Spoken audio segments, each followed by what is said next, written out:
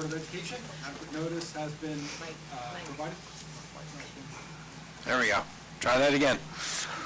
Good evening, everyone. Thank you for coming out tonight and braving the cold weather. This is a regular meeting of the Board of Education. Adequate notice of this meeting has been provided.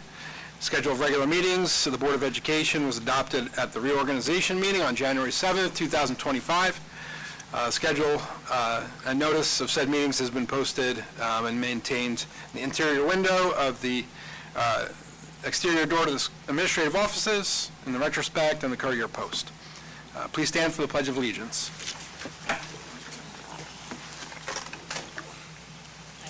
pledge allegiance to the flag of the United States of America and to the republic for which it stands, one nation, under God, indivisible, with liberty and justice for all. And roll call. Mr. DeMarco. Here. Mrs. Valpel. Here. Mrs. Love. Here. Mrs. Marmion. Here. Mr. McMillan. Here. Mr. Schaefer. Here. Mr. Stotts. Here. Mr. Tavy. Here.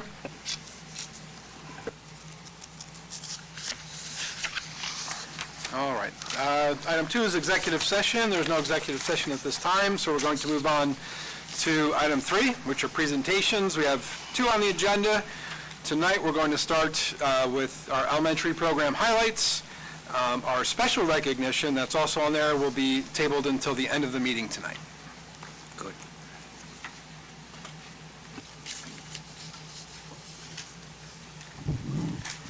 Good evening, everyone.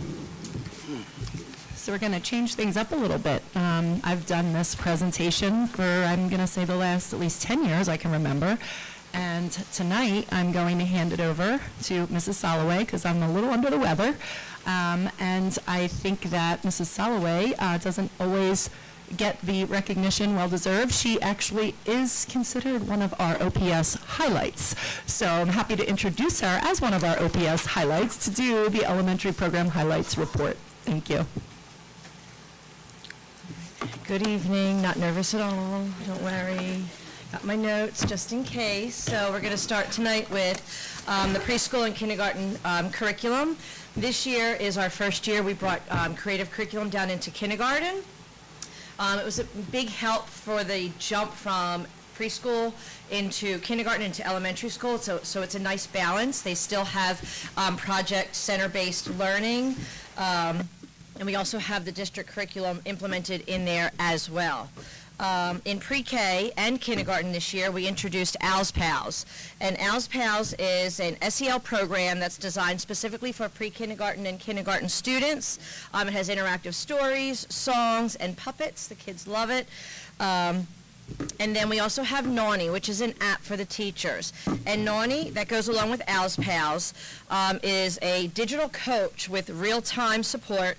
It can have individualized plans for certain students. It can have group class plans for group learning, and it also has teaching cards, self-care cards, and some professional learning library there available for the teachers as well. And here's some of our friends in action in preschool and kindergarten, enjoying their day.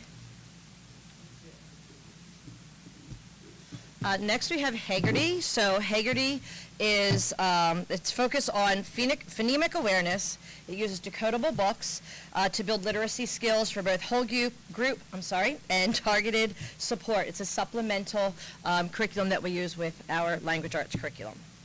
And there's some friends doing Haggerty. Orton Gillingham. This is for our first grade.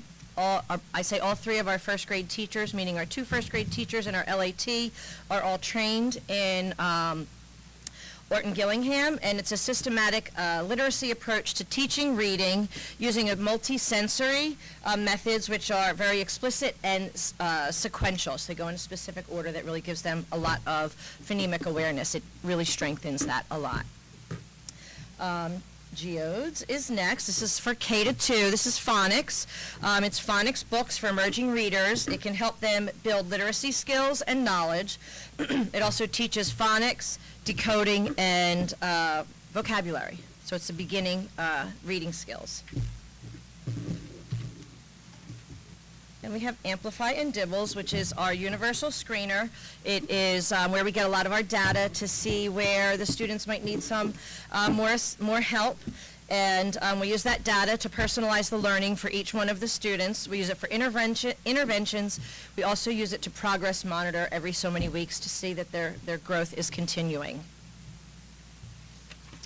On to math, Reflex and Frax. This is for an online program. It's to help develop math skills. The Reflex, I can't say that correctly, Reflex, to help specifically for facts, math facts, and fractions. It's very interactive and adaptive as well, according to the students' skills.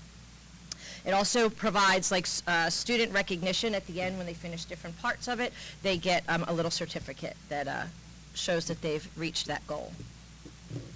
And Do the Math. Do the Math is designed to support struggling students. There's scaffolding models in there, and it's used to progress monitor. You go exactly through the 13 modules in order, and it really helps build the students' skills, and they get like a little quick every 5-week check on what they've learned.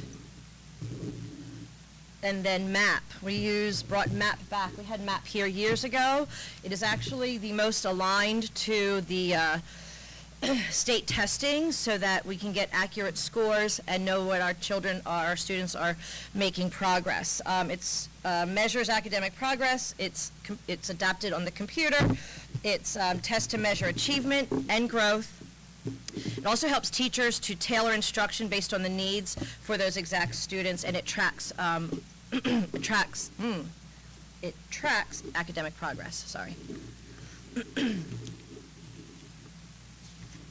Next. Our multi-tiered system of support, MTSS. It is a systematic process that we can use for students to give them either additional academic or behavioral support. We use data to monitor their progress. We use that also to make some informed decisions and like what the next steps might be for that child. And our weekly enrichments, we have gym twice a week. We have music, library, art, and Spanish. All our STEAM programs. So the students come in every trimester. We have 2 different grades coming in. They get to explore STEAM, science, technology, engineering, arts, and math. A lot of hands-on activity. That's actually our STEM area over there. It's filled with lots of great activities for the students. They come down weekly, and every trimester it changes to another set of grade levels. And there's our friends playing in STEAM. Band and chorus, we have Miss Polero. She teaches music. She also does choir and band lessons weekly. And our 5th grade safety patrol. So we started the safety patrol a couple of years ago, and it's for the 5th graders, and they absolutely love it. They have it's all on a volunteer basis. There's lots of jobs for them to do if they would like, or posts. They are changed monthly. It helps some responsibility skills for middle school, and they take their jobs very seriously. Caught Being a Star. So Caught Being a Star was created a couple of years ago, actually after that time we were away from school. I don't want to say the word. And we noticed like kids needed some more socialization skills. So we a couple of teachers and myself got together and tried to come up with a program that would help elicit some of those behaviors. So we decided to call it Caught Being a Star. Every staff member in the building can give out stars. They're hanging all around in the different rooms. They're in the classrooms, and students can get caught doing something good, and their star goes into a bucket. We pull them out at the end of every month. We have lunch with Miss Bolden and I, and they get a couple of little prizes. So at the end of the year, if you want to look at the very last picture to the right, at the end of the year, we take all of the tickets that weren't pulled, and we pull 1 or 2 winners out of there, and we have a big event. Well, last year, Miss Bolden and I got to get pies in the face by our 2 winners. So that's a photo there, if you'd like to enjoy that. We're looking for an idea for the end of this year's big event. All right, Hawk of the Month is also another, this is celebrated every trimester. Every month the students get recognized, but we have a luncheon with prizes as well with Ms. Bolden and I. Much larger group. We've got music and fun stuff, and they really enjoy that. And to be a Hawk of the Month, you have to exemplify one of the characteristic traits up there: honest, attentive, works hard, and being kind. And they get recognized and put on a bulletin board in the hallway as well. And our attendance committee, this is new this year. We really wanted to emphasize the importance of attendance, being on time and being ready to start your day and being present. There's a handful, I think there's 9 of us on the committee, and we're just working towards ways to improve our tardies and our absences, and also helping families that might have a hard time getting their students here. If there's anything that we can do, they're non-punitive ways. We want to help them to get their students to school on time and on a daily basis. And we also have 2 new bulletin boards that are under construction that will be focusing on our attendance committee and policies. Any questions?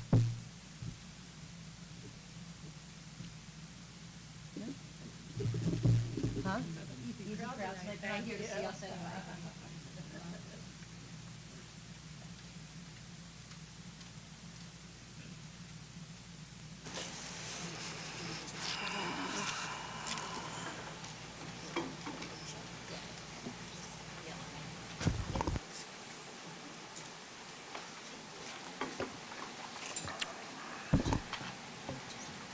All right, moving on to Section 4, Committee of the Whole. Do I have a motion to enter Committee of the Whole? So moved. Second? Second. All right, so moved. Just some updates on my end from committees that I wanted to share to kick off Committee of the Whole. One of the things that we had talked about, since not everybody gets to sit on every committee, to just include in our board updates just some general updates that might be captured from the committee conversations, not necessarily agenda items, but things that inevitably come up. So just want to run through some of those real quick. The winter retreat for the board is scheduled for February 1st. That'll be in the Collingswood Media Center. We had originally talked about Oaklyn being in the morning, but then the calendar said we're in the PM, so I just want to make sure I have that right for my notes. For the retreat? Yeah, over the morning. All right. So we are the morning then. Okay.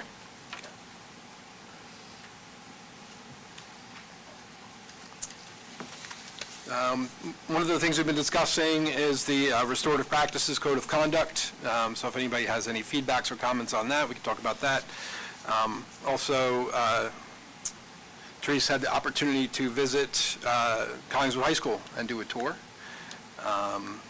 And the last piece, which has been on an ongoing discussion, is the funding advocacy meetings that we have folks attending. The most recent meeting was on the 16th, and we want our community and board members to continue to advocate at the state level to address the funding inadequacies that we are experiencing as a district. So those are just some general updates. Therese, did you want to talk about your visit a little bit? Yeah, I just wanted to say publicly just thanks to Dr. McDowell and Ms. Howell Turner and Mr. Newman and Ms. Principato, who hosted me and Denise Butchko, our former president and board member, for a tour a couple of Fridays ago.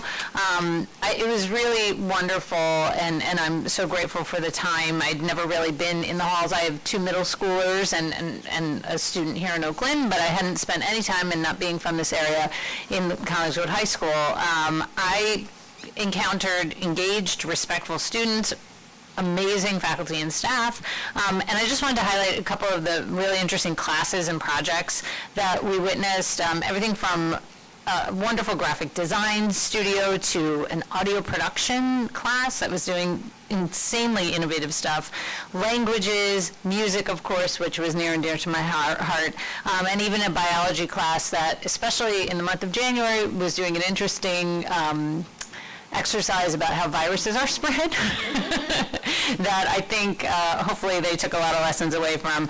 And then I was also kind of blown away by all the supplementary ways of learning, everything from the greenhouse on campus to Pause TV, which I knew about, but really to see it as a communication major in college, that was something incredible. And then the senior leaders, who are a smaller group of seniors who go out into the community and have encountered my children, I know, in the middle school, but also they had just come back from Zane North that day. The Wellness Center, I know some of us have seen it, but it begs repeating. It's something I've never seen in a school environment like this, and it's really remarkable. So just my biggest takeaway is Collinswood High School is a very diverse and vibrant student body with amazing staff, and I encourage anybody who has questions or wants to see how things are in our, especially our board or in our community, to reach out to Dr. McDowell and go for a tour. All right, thank you. Any comments or thoughts on the code of conduct that we've been discussing? Anyone wanted to share? I'm sorry, what was, any questions on what, Rich? On the restorative practices code of conduct guide. Any comments on it? Comments? Okay. I don't know that I'm terribly in favor of that. I think it's much more complicated. What we have is much more complicated than it really needs to be. I think restorative justice and keeping kids in school is very important. I think we should do everything we can to do that. But I think what we have right now is overkill. We also have to remember it's good to keep that one kid that's disruptive in class, but we also have to remember that the other 20 kids in that class are not getting the learning they're entitled to because of the distractions while we're trying to keep that one kid in class. So the way it's proposed at this point in time, I don't think I'm at all in favor of it. Just with regards to the last thing you said about keeping children who are having trouble or, misbehaving in class, speaking of the Wellness Center, and correct me if I'm wrong on any of this, I think I remember being told that students who are maybe having some kind of disciplinary action, that is a space where they are taught as opposed to the regular classroom. Do I have that right? Okay. So just to that point, again, the Wellness Center is a really great resource for that reason.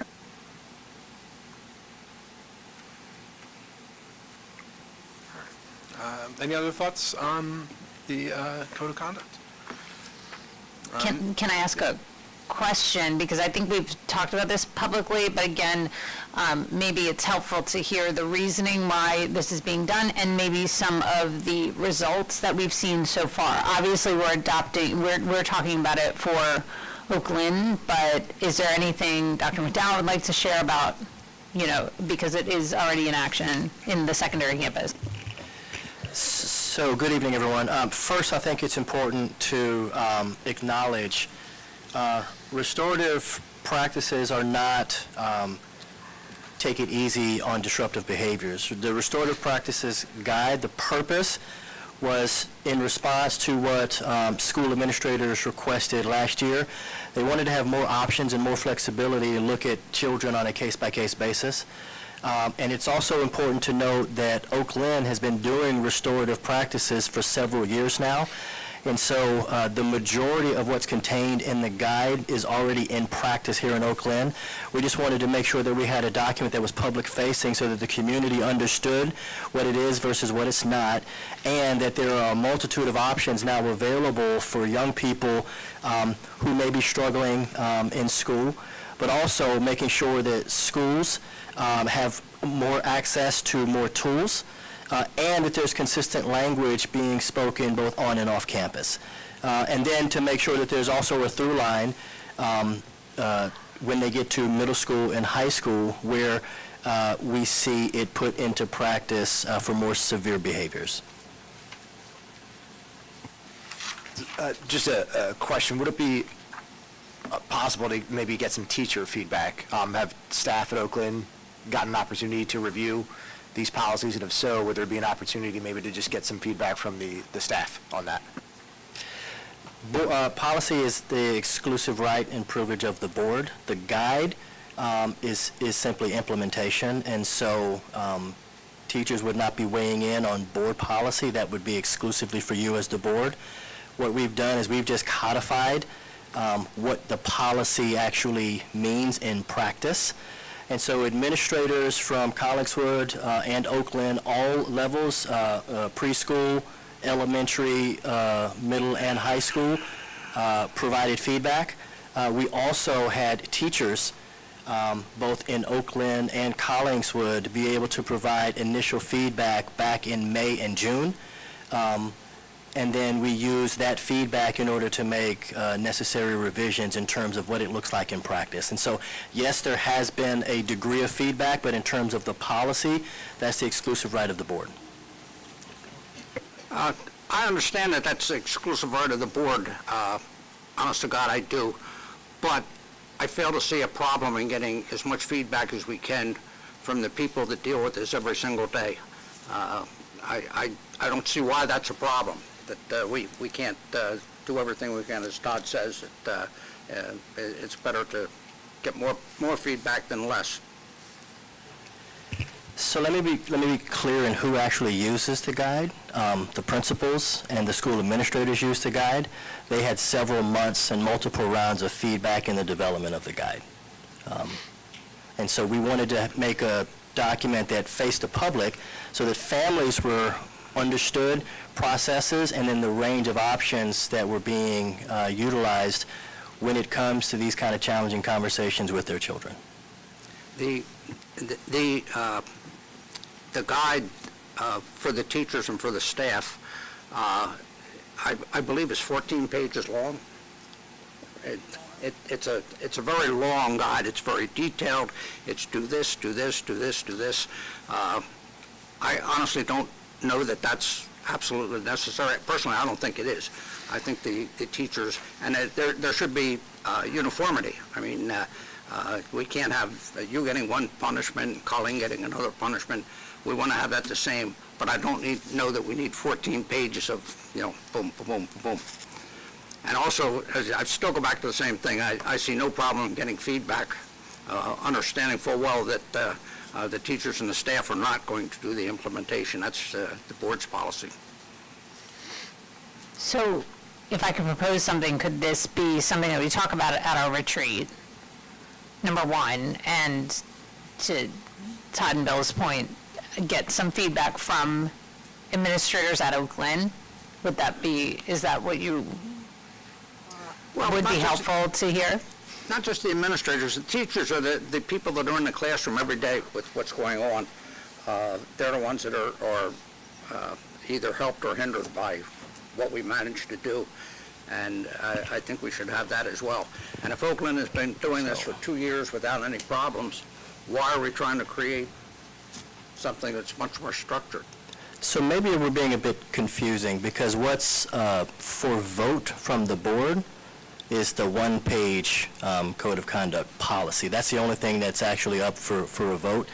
The implementation guide is the administration of said policy, but the actual policy itself is what's up for a vote, and that is the exclusive privilege of the board. But in terms of the administrative guide, we're just codifying and then just sharing and giving the rationale behind the policy and then statute.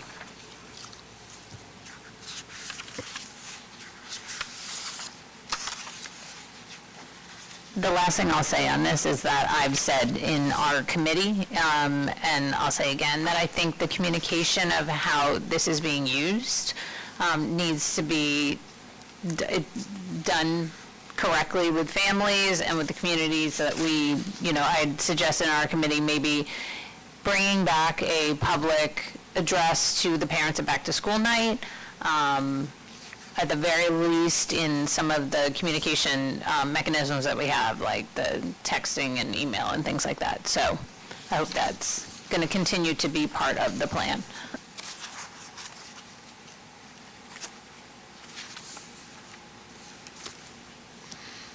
The other thing, just to chime in on the policy and the handbook and even teacher feedback, one piece that plays a major role in that is, looking at the data, right? We saw a great presentation tonight that included math data and reading data and the way the teachers collect that, but also to monitor student incidents and behaviors and the data that comes with that as part of our ongoing data reviews, so that, we can see, we're implementing these restorative consequences, we're implementing character education programs like House Pals, our PBIS supports to see if that's really paying off, right, based on that data. So that's something, too, that we want to look at. All right. Anything else for Committee of the Whole? Yeah, I hate to monopolize this, but two things. Number one, the retreat. What time does that begin? I've seen different times shown. 9 o'clock. 9 o'clock? Thank you. And the other thing, I just want to mention that, I'm back to pushing for the curriculum, or the Committee of the Whole. I see Haddon Township just decided that they're going to go to the Committee of the Whole for the reasons that I think, the whole board knows what's going on. It's not like you know this and this and this. You know everything about it before you make your decision. I still think that's a good idea. But I know I'm an extreme minority, so just want to keep it in front of everybody. All right. All right, anything else for Committee of the Whole? All right, can we get a motion to adjourn Committee of the Whole? So moved. Second. All in favor? Aye. All right, up next is future dates and miscellaneous information.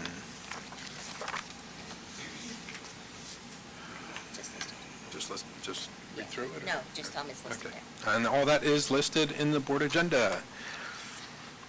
Item 6, routine board business. Any updates there? The minutes. Gotcha. We need a motion to recommend the superintendent to approve the meetings from the December 17th, 2024 board meeting. Do we have a motion? So moved. Second. All in favor? Aye. All right. Up next, item 7 is the public comment section. Please stand, state your name and address.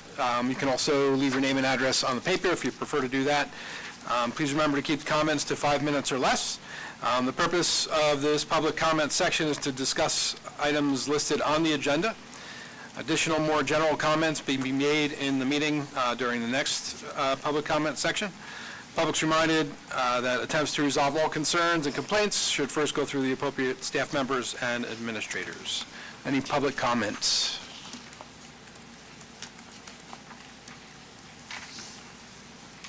All right, seeing none, we will move on to the superintendent's report.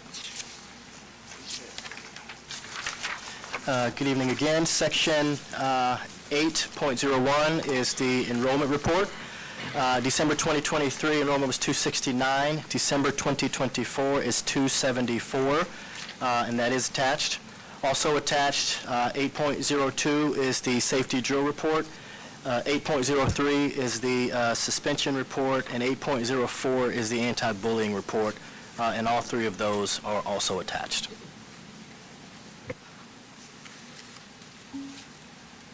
And the business administrator, board secretary report.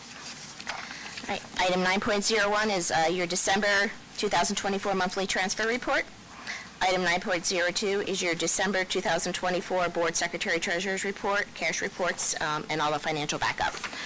Item 9.03 is a listing of the purchase orders that have been issued for the month of January, and in 9.04, a listing of the warrants that will be paid tomorrow morning, pending approval this evening. Moving on to Finance, Buildings, and Grounds Committee, Mrs. Marmion. Thanks. So 10.01 is moving the recommendation to approve the transfers in 9.01. 10.02 is to accept the board secretary certification of no over expenditures. 10.03 is the board certifications of no over expenditures. 10.04 is the approval of the secretary and treasurer's reports that were just presented by Ms. Coleman. 10.05 are to approve the purchase orders in 9.03. 10.06 is to approve the warrants in 9.04. 10.07 is the approval of the 2023-2024 audit, is attached there. And please note that there are no findings. 10.08 is an addendum to an existing rental agreement with Collingswood Public Schools for preschool space, as attached. 10.09 is a recommendation to approve the revision of the hourly rate for all non-seasonal minimum wage employees. 10.10 is the Child Study Team Shared Services Agreement with Collingswood. 10.11 is the approval of the Shared Administrative Services Agreement with Collingswood. 10.12 is approval of the Shared Assistant Principal Pre-K3 Agreement with Collingswood. 10.13 is approval of the Shared Preschool Instruction Services Agreement with Collingswood. 10.14 is the approval of the Shared Media Specialist Agreement with Collingswood. 10.15 is approval of the Shared Technology Services Agreement with Collingswood. 10.16 is approval of the Shared Maintenance Services Agreement with Collingswood. 10.17 is approval of use of facilities for Masek gym nights that are listed here. 10.18 is use of facilities approval for Masek over 30 basketball for the spring season. So we are seeking approval for items 10.01 through 10.18. We have a motion. So moved. And a second? Second.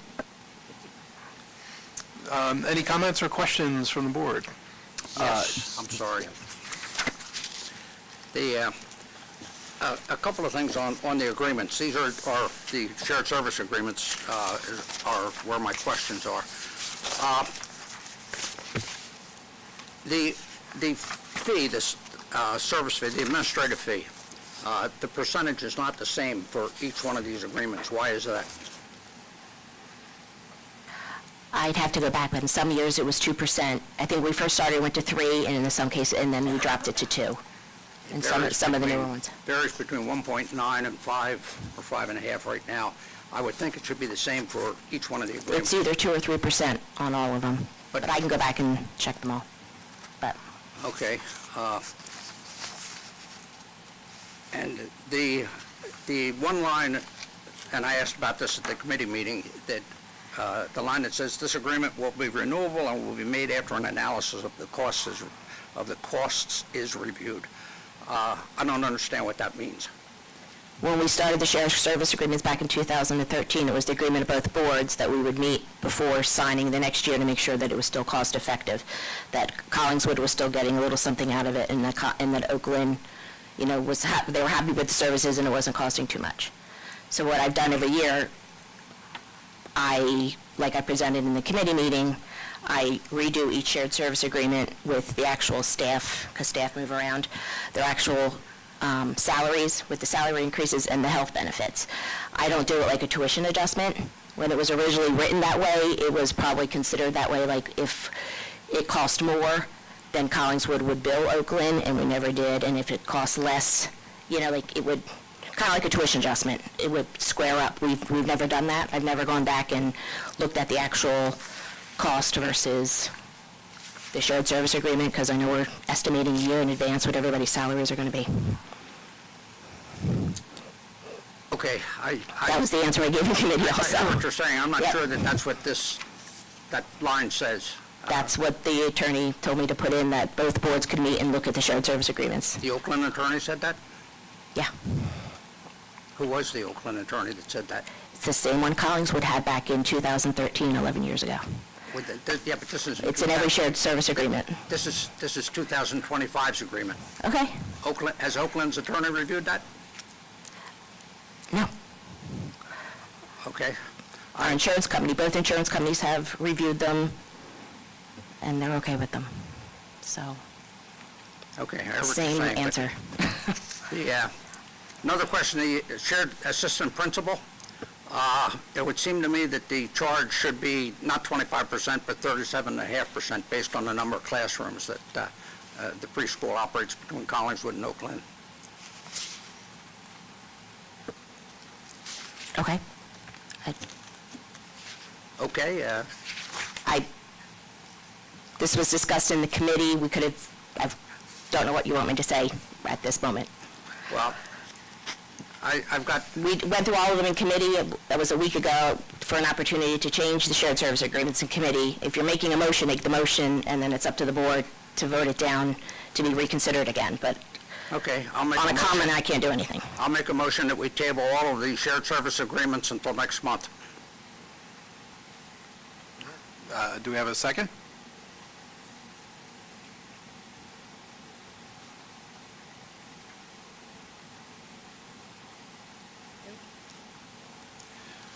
Okay, hearing none, I'll go on then. The admin fee for the media specialist is 5%, as opposed to the 2 or 3 or 4 that you had indicated had been used in the past. There's a duplicate paragraph in that agreement, that one of which can be eliminated, I believe. And I've got the same question on the analysis of the costs. The information technology, that fee is only 1.9%. You're not getting the same amount there. And there's a question on the review of the hours on that one. Analysis of costs on the custodial maintenance agreement, same question. Summer hours on the child study team. The summer hours are in addition to the fee, which is, okay, I don't have any problem with that, but the administrator, the head, the supervisor, is a 12-month employee, so I'm assuming that she doesn't get paid extra for the summer hours. Is that correct? Correct. Okay. And the Social Security, the charge for Social Security for the intern is 20%. Is that Social Security's charge, 20%? No. Why is 20% on there what we're paying for them then? Is that the child study team? That's everybody. That's everybody? Which contract are you referring to at this moment? It says SS Psych Intern. Okay. That's not everybody. That's the Psych Intern. There's only one. Okay.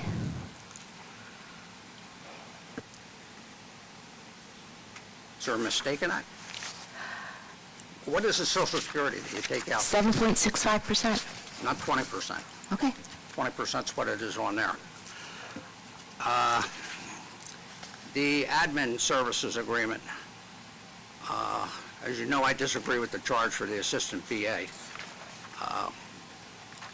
There's a double asterisk that doesn't have a reference what it refers to. And the question, there's also a paragraph in there that we're eliminating claims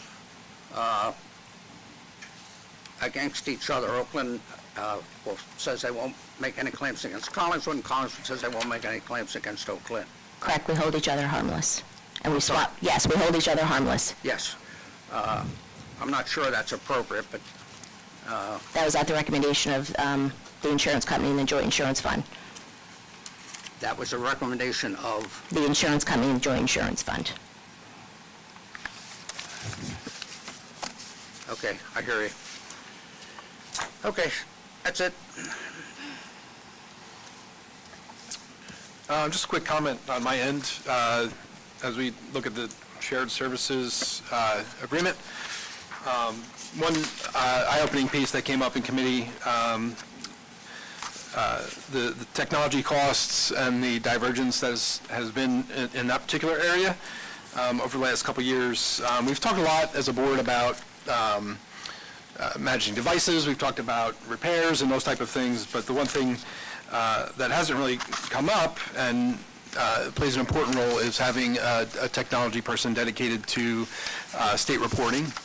And so I'd just like to make a note that we have a full-time, I don't know if it's full-time, it's a shared service, but we have a person dedicated to that. The state reporting that is required continues to grow, continues to be, it changes month to month. There's a brand-new civil rights report that the state's requiring that's going out shortly. In the past, that was one of the things that was kind of handled through the typical help desk type of things. Not the best way to keep that moving. So, at some point in the future, maybe we'll talk as a board about what goes into the state reporting, the NJ Smart reporting as it's called, which impacts our funding, it impacts testing, it impacts everything we're going to do. So, and I did send that out to the board as well after committees, but just wanted to make a note of that for everybody. Any other comments or questions? Yeah, I just had a comment. On item 10.11, the Shared Administrative Services Agreement, I'll be abstaining on that vote, just so there's no conflict of interest as some of those administrators are my bosses. So I will be abstaining on 10.11 for any potential conflict of interest. All right. I have a question for Beth Ann about some of the things that Bill brought up. Have there been changes in language to the agreements from last year to this year? No. I'm just pointing out, No.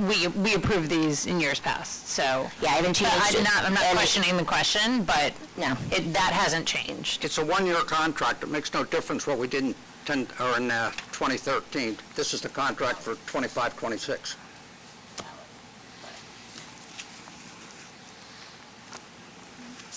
All right, let's vote on a roll call. Mr. DeMarco. Yes. Mrs. Vaupel. Yes. Mrs. Love. Yes. Mrs. Marmion. Yes. Mr. McMillan. Yes. Mr. Schaefer. Yes, abstain on 10.11. 11, yeah. Mr. Stotts. Yes, except 10.06 I abstain on. They were just posted today, and honestly, I haven't had an opportunity to review them. And no on 10.11, 10.12, 10.13, 10.14, 10.15, and 10.16. Mr. Tavy. Yes?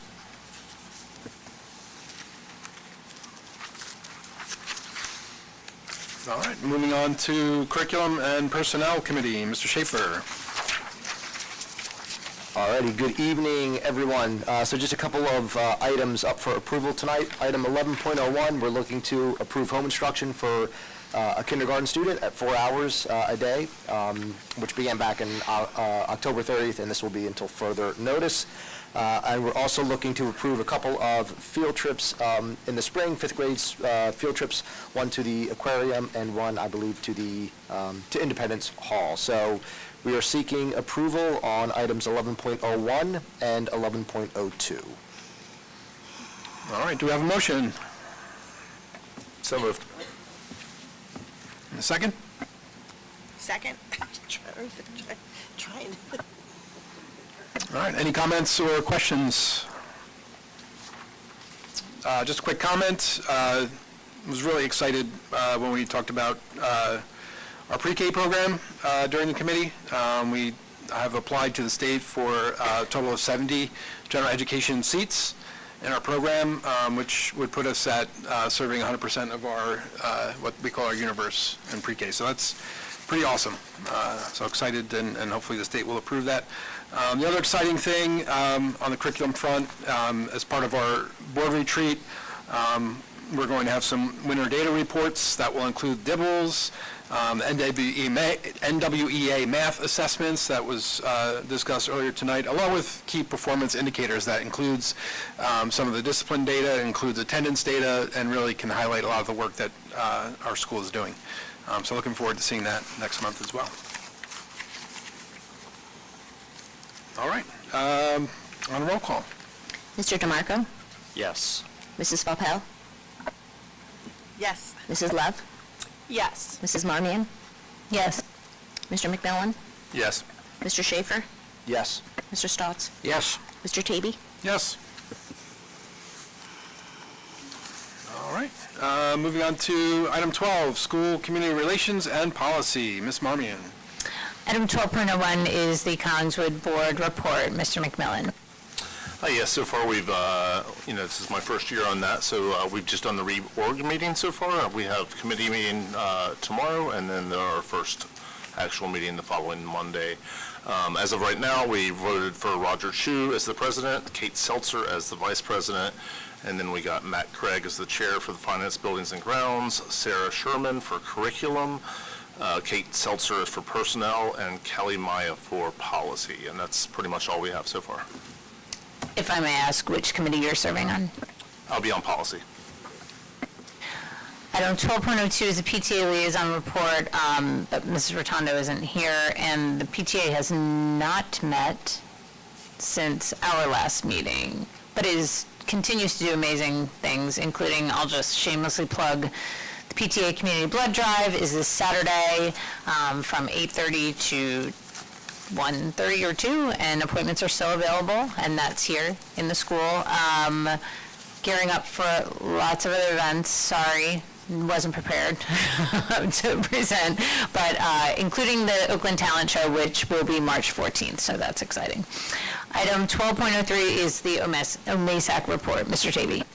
Thank you. Updates from OMASAC. We have our gym night this Friday. Also of note is that OMASAC is partnering with the PTA on events as well, so they're partnering with the PTA for the Family Fun Night.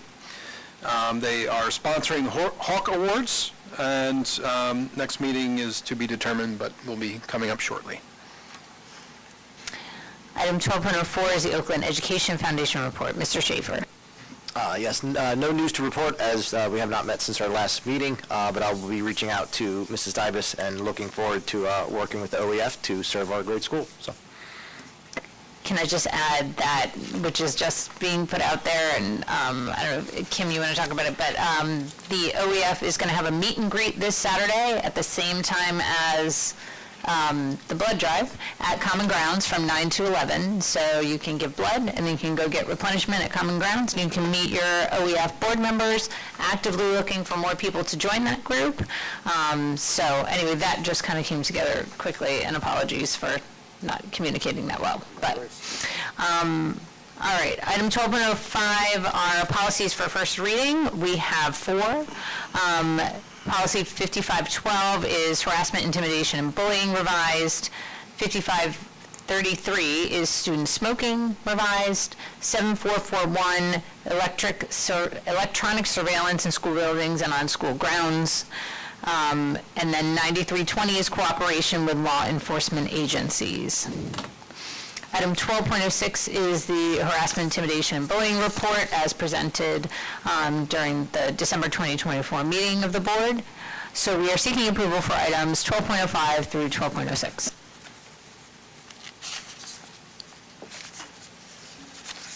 All right. So moved. Yep. Second. Do we have a second? Second. All right. Any comments or questions on this committee? All right. Hearing none, we will move to a vote. Mr. DeMarco? yes. Mrs. Faupel? Yes. Mrs. Love? Yes. Mrs. Marmion? Yes. Mr. McMillan? Yes. Mr. Schaefer? Yes. Mr. Stotts? Yes. Mr. Tavy? Yes. All right. Should I open up public comment and then have them do the presentation? All right, moving on to our second public comment section. This section is for any items. Everyone's reminded to please stand, either state your name or write it down on our list there. Keep your comments to 5 minutes or less. Public is reminded that attempts to resolve all concerns and complaints should first go through the appropriate staff members and administrators. Before we get into the public comment, though, we are going to jump into some of our recognitions of Mr. Bill Stouts. So good evening, everyone. Thank you for being in attendance, family, friends, dignitaries. And so we are all here to honor the 50 years of service to Mr. Stotts. The time and attention to detail that was clearly evident this evening, he's brought for the last 50 years in serving this community, and we are all here out of respect, admiration, and appreciation for Bill's collective effort to the children and families of Oaklyn. To get us started, we would like to call our mayor, Mayor Brantley, to come and say a few remarks on behalf of the borough.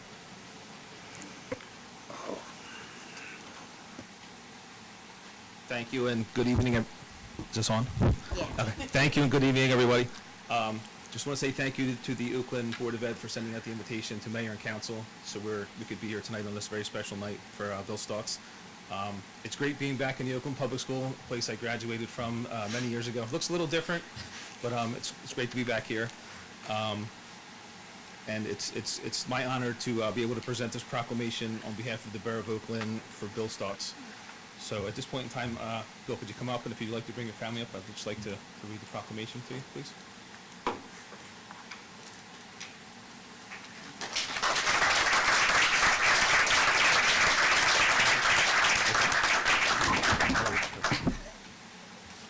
Okay. Office of the Mayor, Borough of Oakland, proclamation. Proclamation honoring William Bill Stotts for his 50 years of service on the Oakland School Board.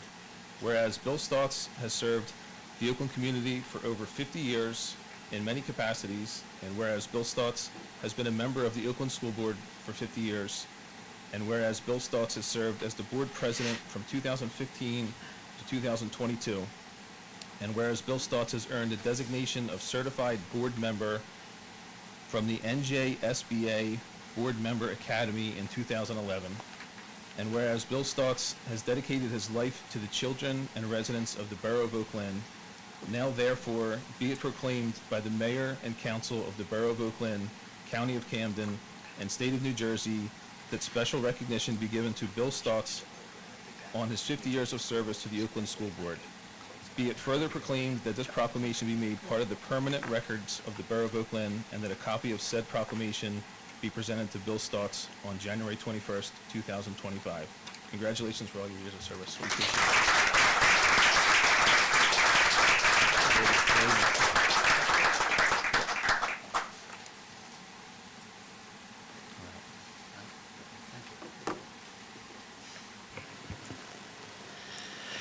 We are also joined by Mr. Ray Penny from New Jersey School Boards, who will say a few words.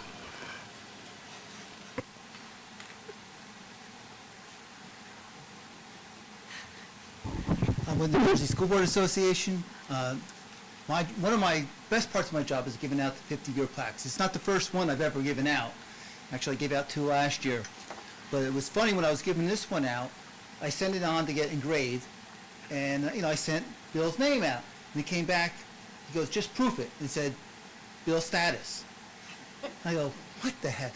So I go to type it back, and autocorrect, change thoughts to status. So, and I was thinking about it.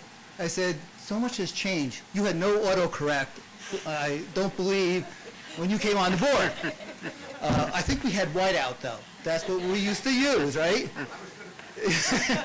But so much, if you think about how much has changed since he's been on the board.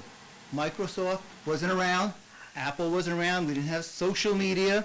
We didn't have Facebook. We didn't have any of that. But through all that time, you have stayed on the board, committed to the community and students of Oakland. And I think that is a really amazing achievement, if you think about it, that you stayed committed for all those years. And I can tell that you read everything, too, which is the first thing I tell people to do when they come on the board, is read your packet. So we have a plaque here for your 50 years of service. I'd like you to come up. But you know what? You can't carry plaques around.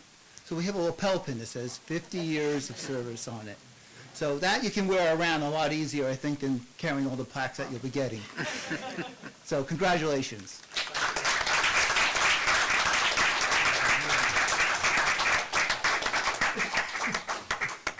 Actually, you can try that put his name in, it'll come up status.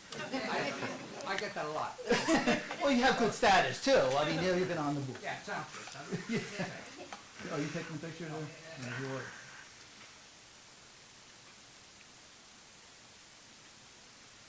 Congratulations. That's good.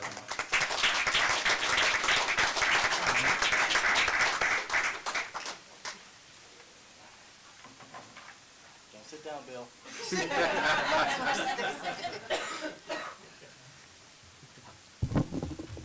So on behalf of the Board of Commissioners for Camden County, there's also an additional proclamation recognizing Mr. Stotts. It says, whereas it is the desire of the Board of Commissioners in the County of Camden to recognize individuals who have demonstrated exceptional dedication to education, community service, and the betterment of society, whereas Mr. William Bill Stotts has devoted more than 50 years of remarkable service as a member of the Oaklyn Board of Education, profoundly impacting the students, staff, and the Oaklyn community. Throughout Bill's tenure, he has exemplified an unwavering dedication to education and governance, including 8 consecutive years of exceptional leadership as board president from 2015 to 2022. His enduring professionalism, leadership, and vision has left a lasting legacy on the Oaklyn School District, fostering educational excellence and inspiring generations to come. And whereas Bill has demonstrated a steadfast commitment to the development and excellence in school board service, or earning the distinguished designation of certified board member from New Jersey School Boards, Board Member Academy in 2011. His extraordinary contributions have been recognized by the New Jersey School Boards Association, which acknowledges his remarkable 5 decades of service in advancing education within our community. Bill's work has ensured that the students of Oaklyn receive a strong foundation for their futures, and his contributions have strengthened the community for over half a century.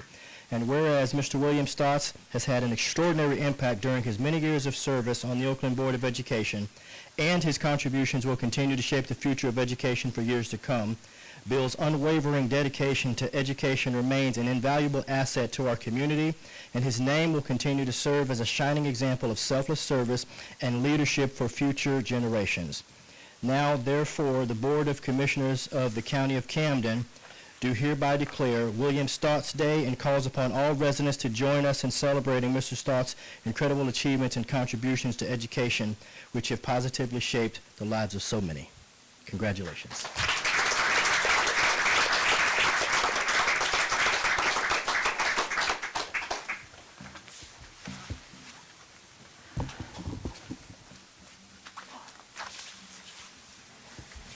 Let's give Mr. Stotts another round of applause, please.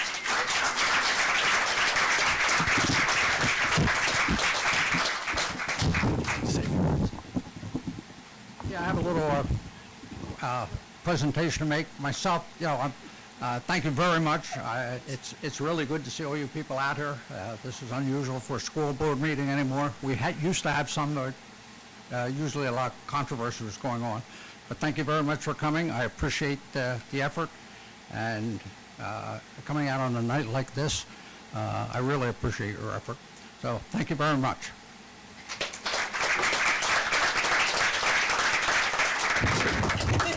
Don't sit down yet, Bill.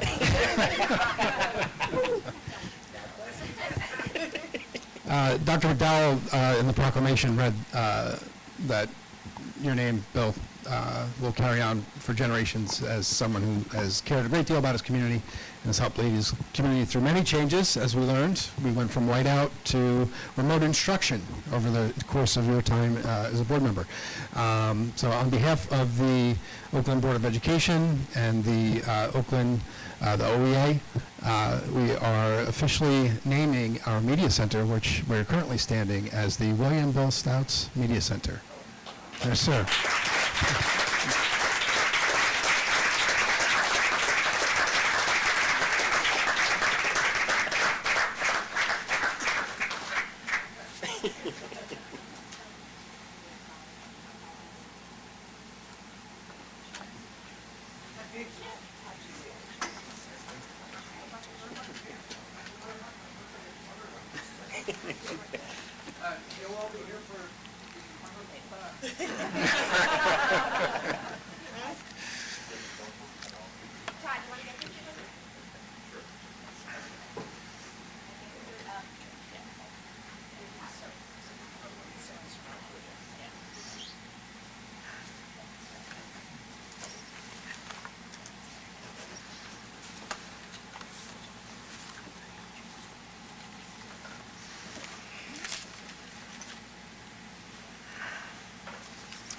All right. Any other public comments? Anyone wish to address the board at this time?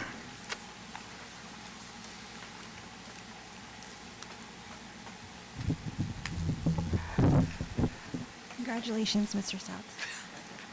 My name is Aubrey George. I'm at 315 Landis Avenue, and I'm here representing Oaklyn Little League, filling in for our president, Brett Love, who's not here for a family emergency. But Oaklyn Little League would like to submit a proposal to the board seeking permission to proceed with making improvements and modifications to one of the fields on the school's property. It's known as the juniors field, and it's the field closest to the school.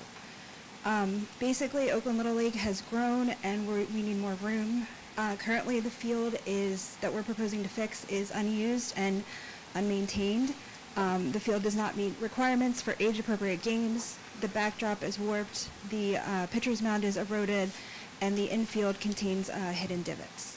So we are planning to make several improvements, including field modifications to remove grass so that it's usable for softball and baseball, establish base paths so that they're up to regulation, implement a movable pitcher's mound to make other necessary repairs and add storage solutions as well. It's important to note that we are not seeking funding. We are planning to raise funds independently through fundraising efforts and any grants that we are able to receive as well. We want to make it clear that the proposal makes the field usable by all age groups, including a baseball field, which is currently, or I believe what it was used for before. So it does not take away from the functionality, it only adds to it. So we're hoping to get this approved so that we can create a versatile and well-maintained space that benefits the school and the community and provides opportunities for the children to have physical activity, teamwork, and community engagement. Thank you. Thank you. When do they need to know by? Do we know when they need to know by? Yeah, I can ask. Yeah. Real quick, Aubrey, what's your time frame for this in terms of our response and that piece? Yeah.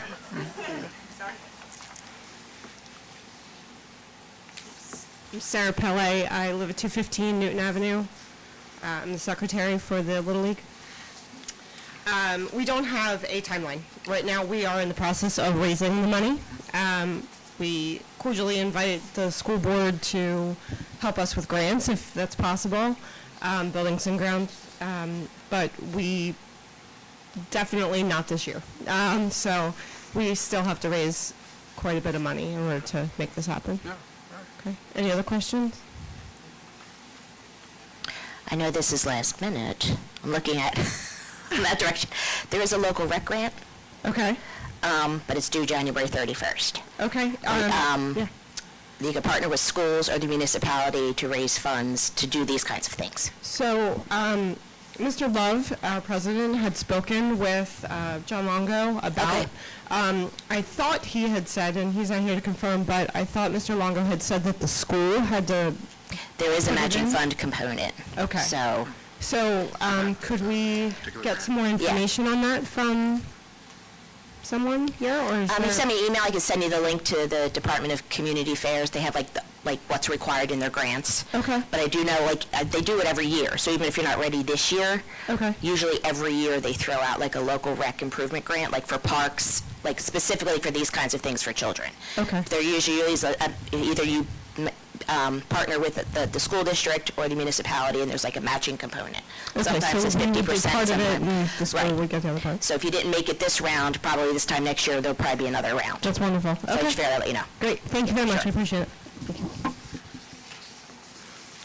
All right. Any other public comments? Yeah, can I just make a comment on that?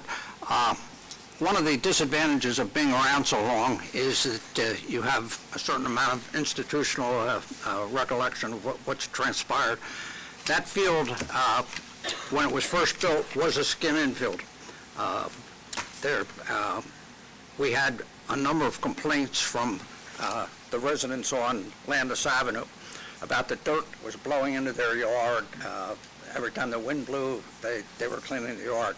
So going to a skin infield will have the same problem. You'll have that same problem that people will be complaining that, and understandably so from the people over on that side. So just so you're aware of that. I'm definitely not anti-Little League. I spent, I'll bet, 30 years in Little League in various capacities. So I'm all for your efforts to do that, but you face a potential problem with that one field back there. So just so you're aware of that. All right.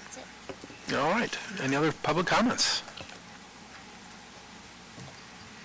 Hi, Denise Butchko, 507 Kendall Boulevard. I couldn't stay away for too long. Sorry, I just wanted to thank Bill once again for your unmatched dedication to the children of Oakland.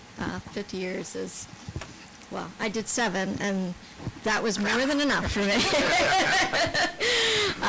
It's astonishing, and I just really wanted to thank you for your leadership, for your commitment, for your dedication, for your service. So thank you. Thank you very much, Denise. I appreciate it. All right. All right. We will close the public comment section. And we'll welcome everybody for refreshments after adjournment. Do we have a motion to adjourn? So moved. Second. Moved and second. Meeting is adjourned. All in favor? Aye. Aye. Meeting is adjourned. What's the point? So basically, that's your typical baseball. Right.